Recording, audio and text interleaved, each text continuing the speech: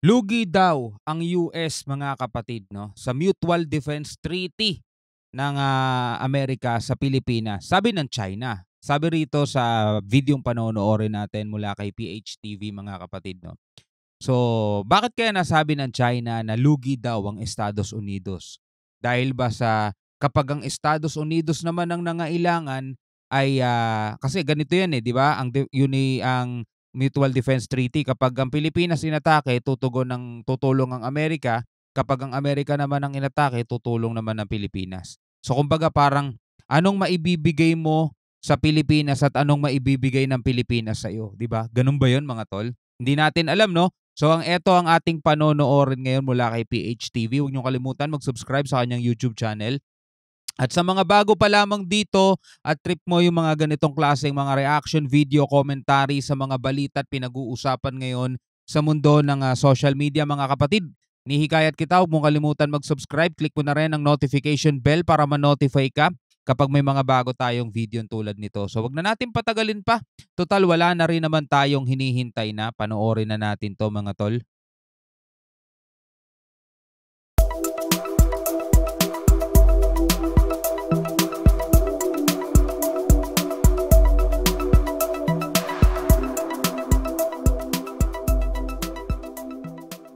Iniulat na sinabi umano ng isang tagapagsalita ng Chinese Ministry of National Defense na sigurado umanong magmamakaawa ang mga Pilipino sa Chinese government kapag nagkagera sa South China Sea.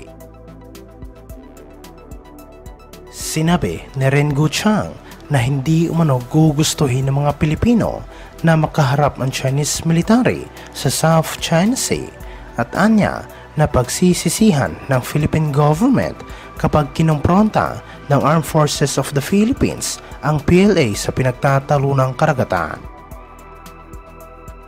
Alam niyo mga tol, no? Hindi naman sa pagmamayabang, mga kapatid, no? Pero ang Pilipino, lalaban at lalaban yan sa abot ng kanyang makakaya, no? Kung babalikan natin ang history, mga Indio ang tawag sa atin ng bansang Kastila, pero marami tayong mga bayaning pumapalag talaga, 'di ba? 'Di ba? Si Lapu-Lapu, though hindi pa Pilipino 'yon kasi ang Pilipino naman eh dahil ipinangalan sa atin ng Pilipinas. Pero ang mga Pinoy mga tol, yan dugo, 'di ba? Sinakop tayo ng Japan, sinakop tayo ng Espanya, sinakop tayo ng Amerika, 'di ba? Nagmakaawa ba mga Pilipino? Etong China hindi nila alam eh, no? Sa South China Sea at anya na pagsisisihan ng Philippine government kapag kinompronta ng Armed Forces of the Philippines ang PLA sa pinagtatalunang karagatan. Idinagdag niya na hindi umano naiintindihan ng mga Pilipino kung gaano kalakas ang Chinese military at sinabi niya na malayo umano ang agwat sa pagitan ng Armed Forces of the Philippines at People's Liberation Army. Naiintindihan natin yun at alam na alam natin mga tol na sobrang layo ng agwat ng puwersa ng Pilipinas at puwersa ng China. Pero kung yun lang ang magiging reason nila para mang-intimidate tayo, napakababaw din nun mga tol. Diba? Napakababaw din nun. Dahil tulad nga nung sinabi ko, kahit nung unang panahon pa, puro itak lang tayo rito mga tol, pumapalag tayo. 'Di ba? Sinakop na tayo ng mga malalaki at mga makapangyarihang bansa. Pero oo, nandiyan diyan aalipinin tayo kasi mas malakas sila, pero hindi sumusuko ang mga Pinoy. 'Di ba? Hindi tayo basta-basta aatras. Pero eto lang mga kapatid. Sa panahon kasi ngayon, syempre pwede naman nating sabihin na iba yung panahon dati sa panahon ngayon. Pero hindi pa rin nagbabago naman ang dugo ng Pinoy. Yun pa rin yun eh. Pero sa panahon ngayon mga tol, hindi naman pwedeng puro tapang lang. 'Di ba yung tipong sugod ka ng sugod nang hindi mo pinag-iisipan? Syempre pinag-iisipan maigi yan. 'Di ba? Pinagpaplanuhan. Kaya nga matalino ang ating gobyerno sa kanilang ginagawa na sige lang, magpakasasa kayo sa pang-aapi, magpakasasa kayo sa pambubuli sa amin. Hayaan nyo lang, huwag tayong papalag, hayaan nyo lang sila. Darating din ang araw nila. Ganun ang pagpalag mga kapatid ng Pilipinas, no? Puro sa salita lang muna. Pero sa aksyon, Since alam nating hindi natin sila kakayanin ngayon kung magkakaroon ng labanan, so hindi muna tayo pumapalag habang nagpapalakas tayo mga kapatid, no? Habang nagpapalakas yung ating military, yung tuloy-tuloy yung modernization program, pakikipag-alyansa natin sa iba't ibang bansa.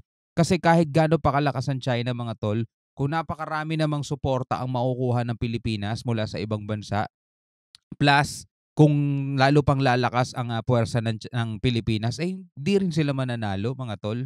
Hindi rin sila mananalo. Ngunit sinabi naman ng ilang analista na hindi dapat maging kampante ang nasabing Chinese official dahil maraming malakas na kaalyado at kakampi ang Pilipinas tulad ng Estados Unidos, Australia at Japan at siguradong hindi umano kakayanin ng PLA kapag nagtulungan ang mga nasabing bansa. Plus, hindi pa dekalidad yung mga ano nila, mga kagamitan nila. O paano na yan? Iniulat ito matapos nagpahayag ng suporta ang Estados Unidos at European Union sa Pilipinas laban sa mga ginagawang pananakot ng China dahil sa pagbomba na naman ng Chinese Coast Guard ng water cannon sa mga barko ng Pilipinas na nagsagawa ng resupply mission sa BRP Sierra Madre. Ayon sa tagapagsalita ng US State Department na si Matthew Miller, na mga agresibong aksyon ng CCG sa Ayungin Show ay hindi umano naaayon sa international na batas at ito ay isang pattern ng mapanganib na operational behavior ng Beijing sa West Philippine Sea. Yung mga bansa ayaw din nila ng kaguluhan, no? Kaya patuloy nilang hinihimok, mga kapatid, ang China na respeto nyo naman yung international law. Kayo na lang ang bukod tanging bansang hindi gumagalang dito, mga tol. Diba? Igalang nyo naman yung UNCLOS, nakapirma din naman kayo dyan eh. Sariling pirma nyo, ayaw nyong i-honor. Diba? At igalang din nyo naman sana yung 2016 Arbitral Ruling Award na kinuha ng Pilipinas. Diba? Napanalunan ng Pilipinas at napawalang bisa yung claim ninyo. Kasi kung titignan mo na lang, napakalaki ng South China Sea, sasakupin mo yung baong yan. Diba? Paano yung ibang mga bansang nakapalibot dyan? Diba? Kaya nga nagkaroon ng UNCLOS para mawala yung conflict eh. Pero ang gusto nyo, inyo pa rin, diba? Sila lang yung tanging bansang nagsasabing ganun, wala ngang sumusuporta sa kanila eh. Sinabi ni Miller sa kanyang pahayag na maninindigan sila kasama ang kanilang kaalyado sa Pilipinas. Anya, nakabalikat ng Estados Unidos ang kaalyado nito sa gitna ng paulit-ulit na ginagawang panggigipit ng People's Republic of China sa West Philippine Sea. Sabi ni Biden, ironclad. Sinabi rin niya na kinikilala ng Estados Unidos ang desisyon ng isang international tribunal noong 2016 na nagpawalang bisa sa malawak na pag-aangkin ng China sa South China Sea, kabilang ang Ayungin Show, habang hinikayat niya ang Beijing na igalang ang freedom of navigation sa ilalim ng UNCLOS. Kung titignan mo yung kabilang ang kung titignan mo yung BRP Sierra Madre, kung hindi mo alam na outpost yan at kung hindi mo alam na yan ay kumbaga parang military base ng Pilipinas, isipin mo parang barko ano yan, sumadsad dyan tapos wala na, nabulok na yan dyan, no? Ganun na lang ang tingin mo eh. Ay, yan ang imahe, no? Kaya kung hindi aayusin ng gobyerno yan mga tol, etong BRP Sierra Madre na to, yan yung imahe na ipinoproject natin sa China na mahina ang Pilipinas. Habang nakikita ng mundo yan, habang nakikita ng China yan, alam nilang mahina ang Pilipinas mga tol. Kasi biruin mo, ang dami na nilang isle, ang dami na nilang military base mga tol eh. Diba? Tayo, kiniklaim natin West Philippine Sea, di man lang tayo makapagpagawa ng sarili nating structure eh, di ba? Tapos eto, tingnan mo naman itsura ng ano natin, no? Nag-iisang outpost, di ba? Maguguho na lang yan sa sobrang tindi ng kalawang eh. Pero, ayan, patuloy tayo naninindigan, atin yan. So sana ipakita ng gobyerno natin mga tol, no? Budgetan naman nila ang Ayungin Show, habang hinikayat niya ang Beijing na igalang ang freedom of navigation sa ilalim ng UNCLOS. Muli ring pinagtibay ng Estados Unidos ang commitment nito sa ilalim ng Mutual Defense Treaty sa pagitan ng Manila at Washington at sinabi na handa silang sumaklolo sa Pilipinas kung sakaling magkakaroon ng anumang armadong pag-atake sa West Philippine Sea at South China Sea.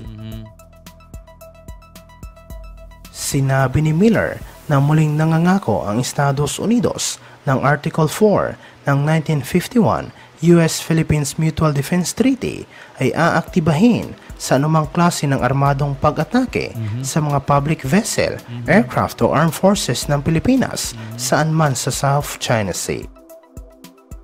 Yan yung ginigiit ng ngayon Kamara, ginigiit ng iba pang mga Pilipino na sana mag-activate na yan, no? Yung Mutual Defense Treaty na yan. Nababanas na sila mga tol, nababad trip na talaga sila sa ginagawa ng China. Pero sa atin naman, no? Sige, lang kayo, relax lang kayo mga tol kasi hindi talaga maganda magiging resulta ng gera, no? Pero ako, ang hinahanap ko sa ating gobyerno is yung pagtugon, no? Yung makita naman natin na nagbago yung tugon natin sa ginagawang bullying at ginagawang harassment ng China dito sa ating mga barko whenever na meron tayo mga misyon dito sa West Philippine Sea, mga kapatid. Yung tipong kapag nakikita natin yung barko nila pumapasok, meron tayong aksyon na gagawin para mapalaya sila. Hindi yung tipong ire-report lang natin na monitor namin na pumasok ang 100 na Chinese militia vessels o tapos nagpakawala kami ng rubber boat o tapos yung tipong may pagbabago man lang doon sa action na yon ng Pilipinas, 'di ba? Isa 'yun sa gusto nating makita. Hindi man ngayong taon dahil ilang araw na lang, 29 na ngayon, 'di ba? Sana next year. At balita natin next year mga kapatid is mas lalo pang dadami yung mga joint patrol, mga military joint patrol dito sa West Philippine Sea, no, mga katol. Tuloy natin. Samantala sa ibang aspeto naman, iniulat na hinabol umano ng Coast Guard ang isang Chinese maritime militia vessel sa West Philippine Sea matapos makita na iligal itong nanghuhuli ng isda sa Sabina Shoal na kung saan ay kasalukuyang nasa pagkokontrol ng Pilipinas. Oy, sana nga, no? Hindi ko kinukumpirma to mga tol, binibigyan lang natin ng reaction video pero hindi ko siya kinukumpirma kasi wala pa ako nababalitaan. Dito pa lang. Ayon sa report na habang nagpapatrolya ang Coast Guard malapit sa Sabina Shoal, nakita umano ng mga personnel nito na iligal na nanghuhuli ng isda ang isang Chinese fishing militia vessel kaya agad nila itong nilapitan, ngunit mabilis umanong umalis palayo ang mga Chinese sa nasabing shoal. Hinabol kaagad ng Coast Guard ang Chinese fishing vessel at sinabi sa ulat na umabot ng mahigit sa 20 minuto bago nila naharang ang mga Chinese. Hindi naman kinumpiska ng Coast Guard ang Chinese fishing vessel at pinagsabihan lang na huwag nila itong uulitin. Alright mga kapatid, putulin muna natin dito kasi hindi ko siya makumpirma sa ngayon. No? Do your own research at isi-search din natin to kung totoo mga tol. Pero yung mga ganitong action, ito yung gusto nating makita, no, sa Coast Guard natin. Kapag nakakita ng mga illegal na fishing boat o fishing militia vessels, particular mga kapatid sa China, ay ganito yung gagawin nila, no, hahabulin. Pero alam ko kasi kapag militia vessels kasi ng China, laging may kasamang Coast Guard nila yan So yun yung humaharang Like for example, yung nangyari dati sa Scarborough, 'di ba?